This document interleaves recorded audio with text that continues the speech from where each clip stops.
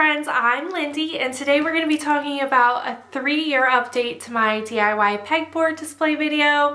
I'm going to be going over what I would do differently and how they've held up, how I keep them clean, and how to set them up all by yourself.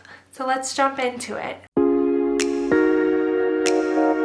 To be honest, the boards have held up a lot better than I expected. This was my first project using any sort of carpentry tools, and I'm still not someone that uses them a lot.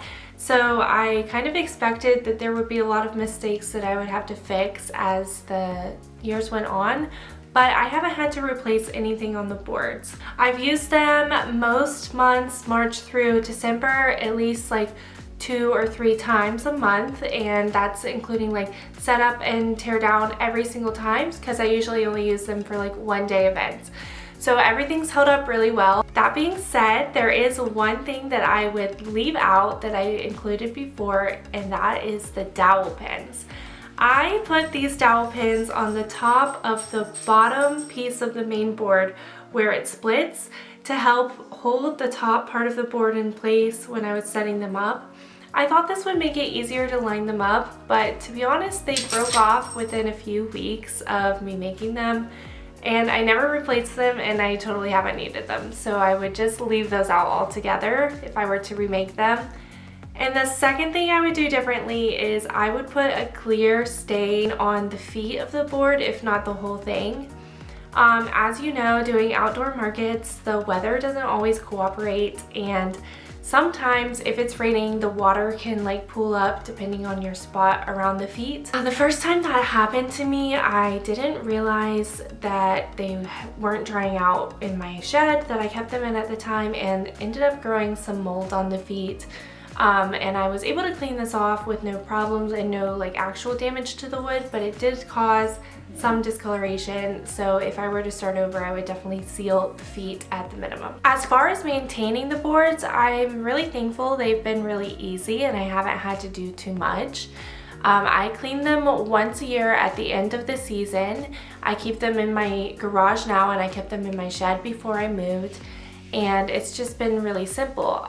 For cleaning them, I use 1 part vinegar, 1 part water in a spray bottle, and just lay them out in my yard and completely douse them with the vinegar water mixture and let that soak in.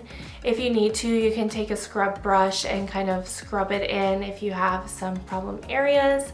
Or the first time I cleaned them, I actually used a 1 part bleach, 1 part water solution after the vinegar had fully dried. Make sure you don't combine them because that's bad for you. But yeah, I did that to help with the discoloration from the water damage. I wouldn't say damage, from the water stains. And that took care of it.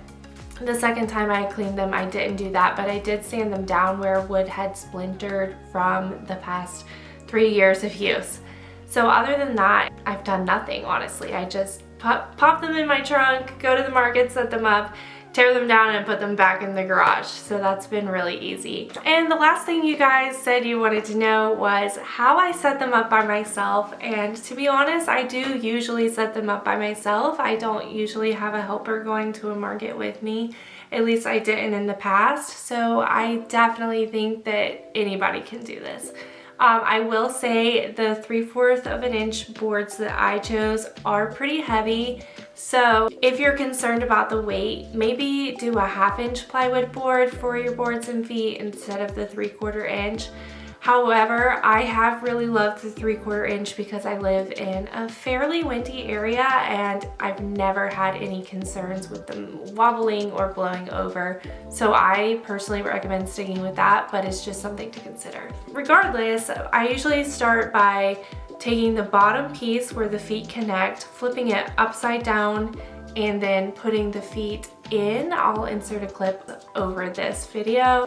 Yeah, I flip over the bottom piece, put the feet in, and then I kind of lean it against the ground and flip it upright. Then I set the metal dowels beside the board and lean the top part of the board against it. I usually will make sure this is in place before putting the top part on, just because it's a lot easier to move around before the top piece is in place. Once it's where I want the board to be approximately, I'll go ahead and lift up the top piece, balance it on the edge of the bottom piece, and just put the dowels in the conduit straps, and that's literally it.